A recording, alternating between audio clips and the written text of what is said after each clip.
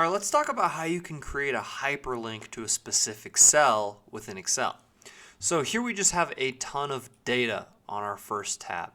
And then if we go to this sheet 2 or this other tab, we want to create a hyperlink to a specific store in this sheet. In our data, you'll notice that each of our stores are listed location 1 all the way down to 33. So let's say that we wanted to create a hyperlink on this sheet within our workbook for location 10. So we'll type in location 10, select the cell we want to hyperlink, right click, and then you might need to hit this little down arrow until you see link. Go ahead and select link, and then this little menu will pop up.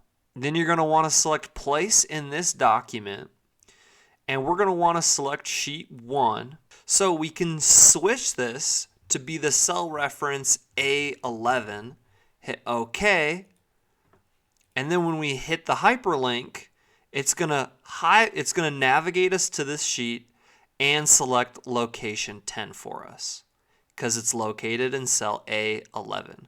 Now let's say that we wanted to navigate to location 10, we wanted to navigate to November. So that would be cell L11, and what we can do is, let's say we want November here. We'll select that cell, right click, hit link.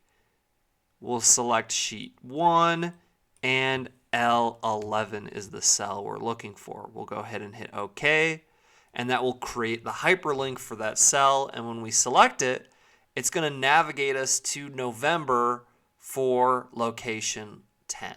But there you have it. That's how you can create a hyperlink to a specific cell within Excel. Thank you so much for watching. Please don't forget to subscribe and smash the like button on your way out. Thank you, and just have such a great rest of your day.